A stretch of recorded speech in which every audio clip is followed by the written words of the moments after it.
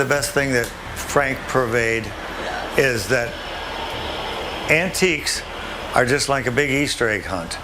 You know, when you go to an antique store, you're looking in the corners, or if you're in somebody's garage, and it's the joy of the hunt. Behind every collector's obsession lies a personal story. For Frank Fritz, that story was hidden away in his own garage. After his death, loved ones uncovered something they never expected. A car so tied to Frank's past, it revealed a side of him the cameras never showed. What was this car? Why was it hidden? And why did it matter so much to Frank? The reason the car that was locked away in his home was far more jarring. And when you know what it is, you're never going to believe it. You know how every small town has that one place that just has something nostalgic about it? For Frank Fritz, that place was his garage. While we'd like to get into details about the old car covered in dust, it won't be complete to talk about the man who built a whole life out of finding forgotten things, and then, along the way, became one himself.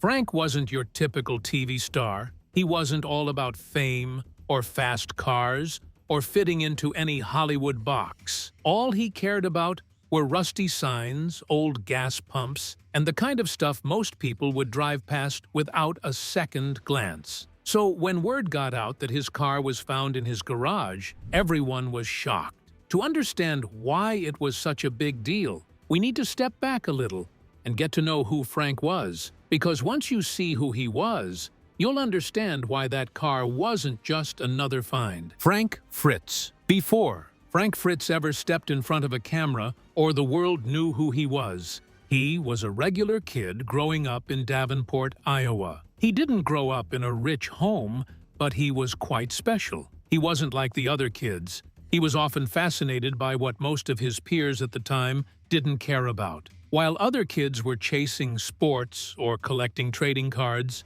Frank was lining up beer cans by color and shape. He'd stash old stamps in shoeboxes, dig up rocks in the backyard, and proudly show them off. Even his room looked more like a flea market than a bedroom, and he liked it that way. Frank's passion didn't just come up randomly. He was a curious boy who liked to ask tons of questions, and that stuck with him long after childhood. As he got older, he took a job as a fire inspector. It was a steady and responsible job, but that wasn't what he wanted to do. He yearned to collect, a habit that never left him as he grew. On his off days, he'd drive across Iowa and the surrounding towns, popping into garage sales, estate auctions, or roadside stands. If something inconsequential, like an old oil can or a vintage sign, caught his eye, he'd take it home to keep it. People who knew Frank back then said he always had that laid-back, friendly persona. He was approachable and a bit scruffy.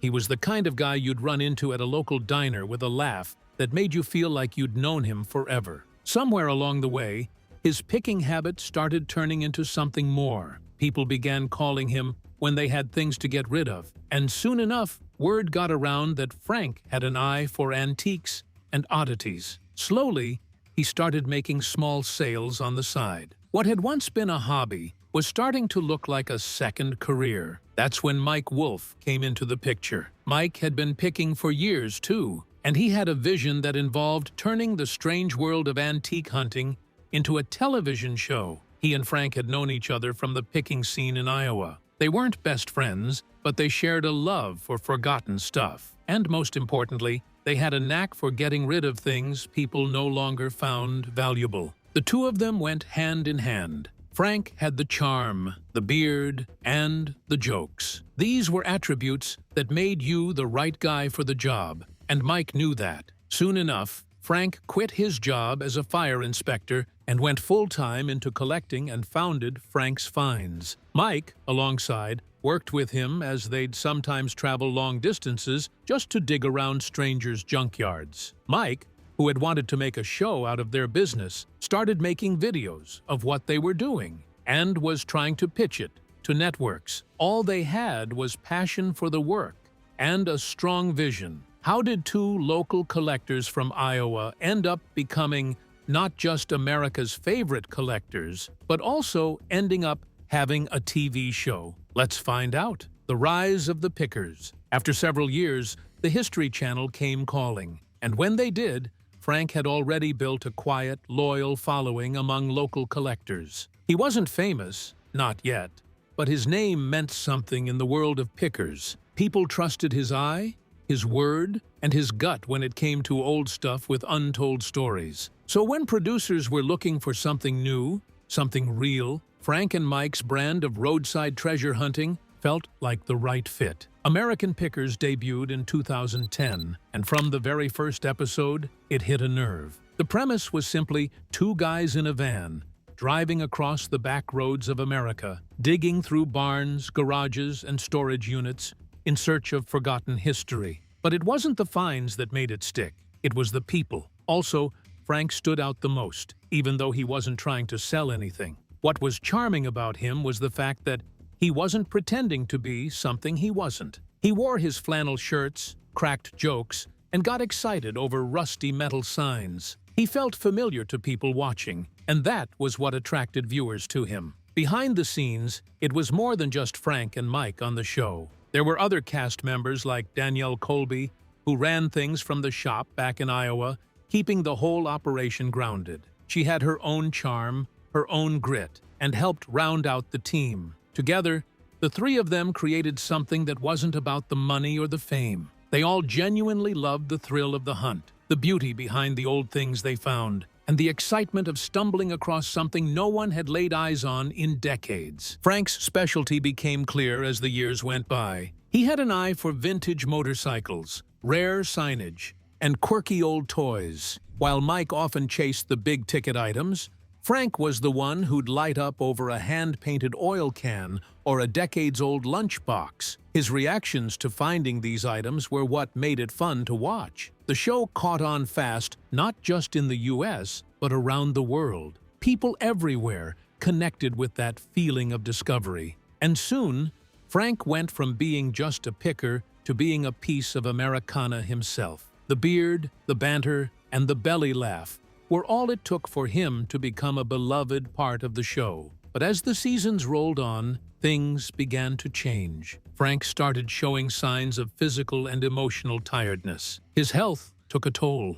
He experienced back pains that slowed him down. And not only was that the problem, but tension also began to bubble between him and Mike. The light-hearted chemistry that once came easy started to feel off. Some fans noticed, others ignored it. But it didn't change the fact that something was changing. There were rumors about creative and personal differences. Frank's screen time also began to drop until he was gone altogether, just like that. No big goodbyes, no special send-off, just silence. For viewers who had watched him for over a decade, it was jarring. How did a guy who helped build the show from the ground up suddenly disappear from the screen with no real explanation? Disappearance, feud, and decline. After so many complaints from the viewers, an official statement made waves. Mike Wolfe decided to break the long overdue silence during an on-air segment, saying Frank was dealing with health issues. He mentioned Frank was undergoing a back surgery and needed time to recover, and left it at that.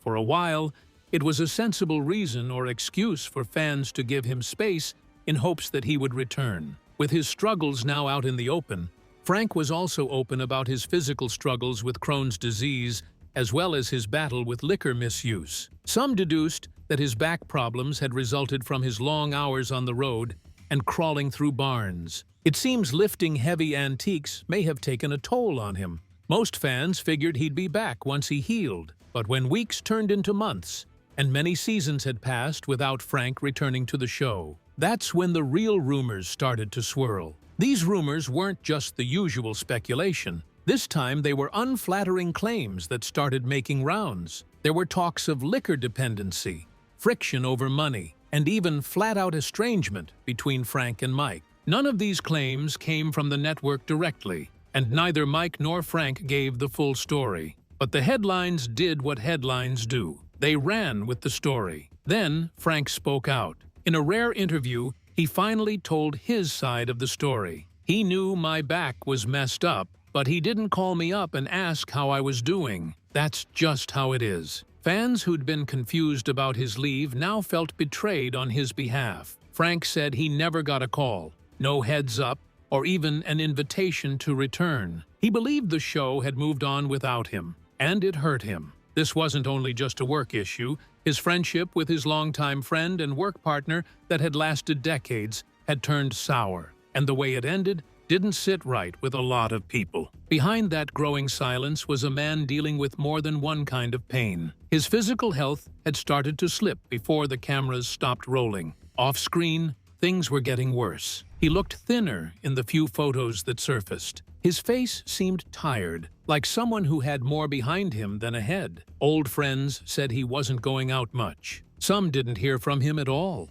Collectors who used to see him at events hadn't run into him in years. It was like Frank had slowly stepped out of the frame and no one really noticed until he was gone. As the public tried to piece it all together, the partnership that had once seemed so solid was now a shell. Frank and Mike hadn't spoken in years, according to Frank. The warmth, the laughs, the road trip memories that were all in the past now. While the show kept going, Frank was left behind to face his now difficult reality and personal problems. Some wondered if he knew the end of the road was near, if maybe he'd felt it before anyone else did. Because by the time people realized how far Frank had drifted, something more serious was already underway. In July 2022, shocking news made the airwaves. Frank Fritz had suffered a massive stroke. The news didn't first come from news headlines. It surprisingly came from Mike Wolf's Instagram in a short post that sounded more like a plea than a statement. He asked fans to pray for Frank, called him his old friend, and said he was heartbroken. For some fans, that was the first time they realized things between the two men had gotten so far off track. Frank's condition was serious. The stroke left him unable to care for himself, and within weeks, the court appointed a guardian and conservator to manage his medical care and finances. His world, once full of long drives and back-road discoveries, was now limited to hospital walls and monitored rooms. For a while, there were no updates, and when the silence got too long, people began to fill in the blanks. As usual, rumors started flying. Some claimed Frank had died in the hospital, and it was being covered up, while others swore he was in a coma. A few even said he'd already been buried in Iowa, but none of these were true, at least not then. Still, the stories spread fast, especially on social media. Then, almost a year later, the rumors of his death now became a reality. Frank had passed away quietly without the cameras, the crowds, or the spotlight. What caught people off guard was that Mike Wolf was there when it happened. The same Mike who once moved on without him. The same Mike who'd spent years apart from the man he once called a brother. Whether the two had fully made peace before the end, no one really knows. Some say they spoke in those last months. Some say they didn't need to. What mattered is that he showed up and was right by his side till the very end. Mike shared a simple tribute online with no grand statements. He only posted a photo of Frank and a few lines about how much he loved him, despite everything. The reaction from fans was even more emotional. Seeing they had had Frank's back from the whole drama that came with him from the show to finding out he wasn't really doing well health-wise, they were heartbroken to find out he passed. To honor his memory, they made a video compilation of Frank being his usual happy self and doing what he loved, which was bargaining and telling corny jokes. To them, Frank's death was sad, because he didn't get some sort of reward for his hard work working for American pickers. Now, the discovery of a mysterious car in Frank's garage was all it took to get the attention of everyone around the world, because what he hid would leave you in shock. Inside the garage. After Frank passed, the focus quietly shifted to the home he left behind. Not the house itself, but the garage. It was the one place Frank never really shared with the cameras. Fans had seen him dig through strangers' barns and dusty outbuildings across the country, but no one had ever seen the space he called his own. When the garage doors finally creaked open, what they found inside was mind-blowing. The air inside was heavy and kind of still. It was obvious that it had been such a long time since anyone came into the garage. The floor was cluttered, covered in layers of dust, rust, and pieces of memories. Boxes were stacked against the walls without labels, and tools were scattered. The corners had antique neon signs wrapped in old moving blankets. There was also a row of vintage motorcycles with flat tires and faded paint, model trains, lunchboxes, and wind-up toys that looked like they hadn't been touched in years. It was so fascinating to see that this was Frank's world, behind closed doors. And then, near the back wall, hidden under a tarp that didn't quite reach the floor, was a car. The crew who was tasked with documenting and preserving the estate thought it was odd. The tarp wasn't labeled, and it also wasn't freshly covered. One side of it was draped carelessly, as if Frank had thrown it over in a hurry and never came back to fix it. When they pulled it off, the light caught the curve of a deep red fender. What they saw was a 1957 Chevrolet Bel Air that had a two-door hardtop, black interior, with that unmistakable sweep of tail fin that made it a legend. It wasn't the most valuable car Frank had ever owned, but this one was different. He never talked about it on the show, never mentioned it in interviews. According to those close to him, Frank had found the car years ago while visiting a swap meet in Southern California without the intention of buying a car. He had gone there looking for bike parts and maybe a few signs. But when he saw the Bel Air, he knew right away, without second-guessing, that that was the car he wanted. He wrote a check on the spot, called in a trailer, and had it shipped back to Iowa. It was one of the few things he bought for himself. The car never made it to an episode. In fact, there were a lot of things that didn't. This brought up a ton of discussion about the many things Frank must have hidden. Frank was such an open guy, but there were just things that were mysterious about him. What else was Frank keeping tucked away, just out of view? The legacy that never aired, rumor has it, there's still unaired footage of Frank, whole segments, road trips, and pics that were filmed but never made it to the screen. Fans have spent years asking about them. Some believe they'll be released someday. Others think they've been shelved for good. Either way, what's left of Frank's story might not only live in reruns. During the peak of American Pickers, the cameras were always rolling. And when you film for hours on end across back roads and small towns, not everything makes the final cut. There were days when Frank and Mike visited 5 or 6 locations, only for one to make it into the show. The rest were stored away in hard drives and archives, labeled, logged, and left behind. Producers have hinted over the years that Frank's best moments weren't always the ones audiences saw. His one-liners, his honest reactions, the quieter moments in the van, or his long chats with collectors about why something mattered were all there, somewhere. It's strange, in a way, to think the most humane parts of his journey might be sitting in a storage room unseen, not because they weren't good enough, but because they didn't quite fit the pace of a TV episode. Yet, those missing clips may be the closest we'll ever get to the full picture of who Frank really was. Not just the guy with the beard and the jokes, but the one who found value in the little things and stayed curious until the end. Some fans have started to reframe his story, not to start up trouble or anything like that, but as a memorial to him, especially one that never fully aired. Even after his death,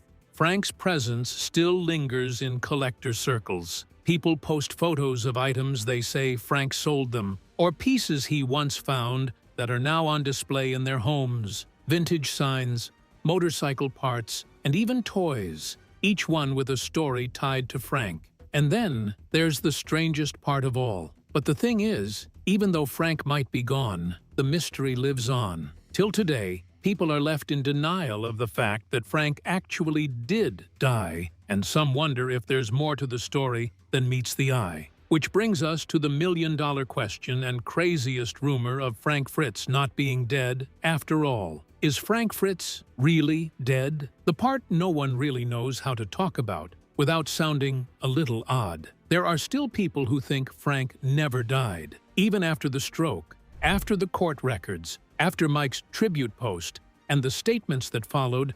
The rumors somehow survived. A handful of fans still claim it was a media setup, that Frank is alive, hidden somewhere, watching it all unfold. Some say he faked his death to escape the pressure. Others believe he was never sick in the first place, and that the whole story is one long cover-up for something bigger. Most people don't believe it, but the fact that those rumors even exist says something about the mystery Frank left behind. He was never loud about his personal life. He never tried to explain himself to the world. And when someone lives that way, it's easy for others to fill in the blanks. Because sometimes, when the last scene fades and the credits roll, not everyone's ready to let go. As of now, there's no doubt Frank Fritz has passed away. According to his death certificate, which was obtained by TMZ, Frank suffered from a stroke, which was caused by a cerebral vascular disease. And that wasn't all. Frank also suffered from aortic stenosis,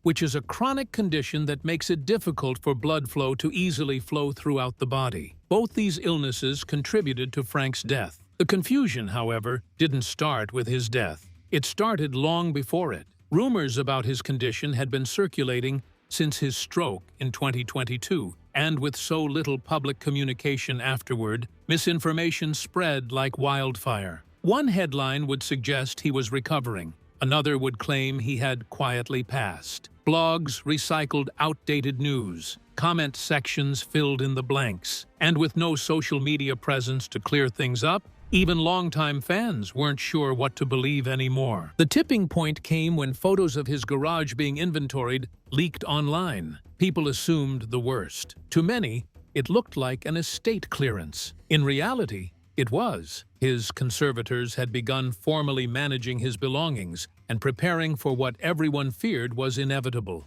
Frank hadn't been in the public eye for a while, so when the official announcement of his death finally came, some were shocked, and others felt like they'd been mourning him long before the truth was confirmed. And even then, the internet didn't stop spinning. Some questioned the timing. Others pushed conspiracy theories suggesting the silence had been intentional or that the media had been hiding something. Videos with titles like "Did Frank Fritz Die Years Ago?"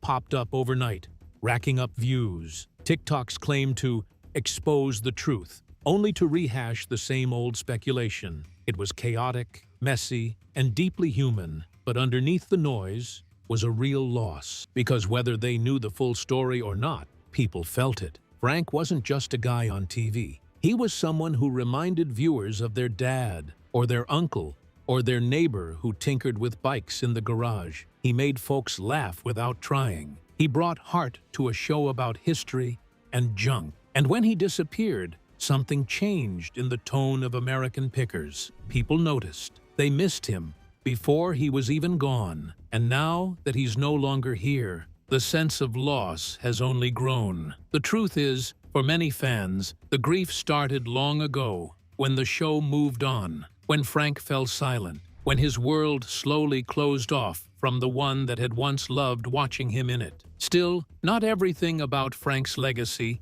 has faded. One question remains. What became of that mysterious car they found in his garage, which Frank would probably never want to sell? What happened to the car when the tarp came off and the 1957 Chevrolet Bel Air was finally revealed? Everyone around the estate knew they weren't looking at just another collector car. This wasn't something you polish up and list on an auction site. It wasn't an item to flip.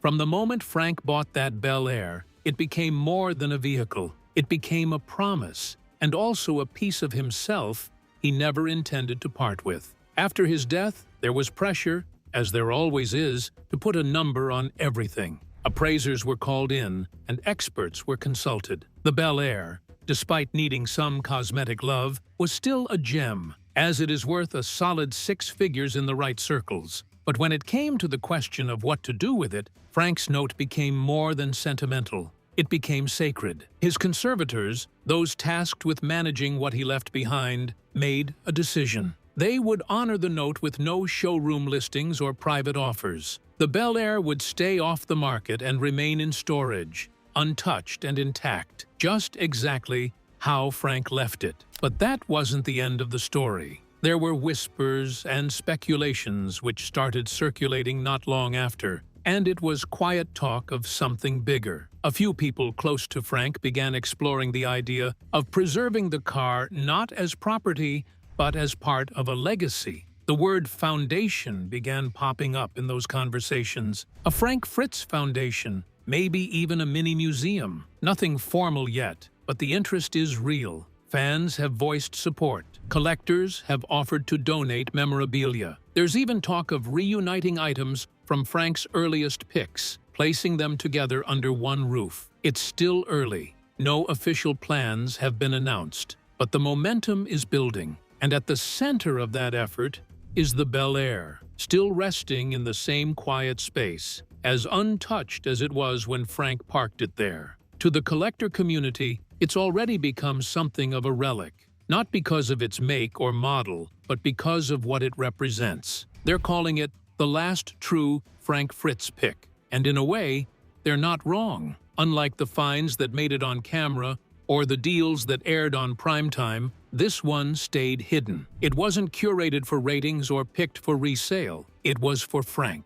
all his. And now, in his absence, it feels like a window into who he really was. It's easy to remember Frank as the guy on TV, cracking jokes and haggling over gas pumps. But when you stand in front of that Bel Air, you see something else. You see the man behind the show, the man who loved the hunt, not for profit, but for connection. Maybe one day his legacy will shine in a hall of fame, or maybe it'll stay just as it is. Either way, it's doing exactly what Frank wanted. While these haven't been confirmed to be true, it seems like a good way to honor Frank's memory. These speculations grew out of fan nostalgia and the internet's tendency to fill in the blanks and satisfy their desire to keep Frank's name afloat. What we do know is that Frank left behind more than collectibles. He also left behind questions, memories, and moments people still hold on to. Whether the Bel Air becomes a museum piece or stays hidden away in his garage, it now carries part of his legacy. Were you a fan of Frank Fritz? What do you think that car meant to him? Let us know in the comments. Do well to like, subscribe, and hit the notification bell on our channel so you never miss any of our uploads. Click on the next video on your screen to watch more videos like this one.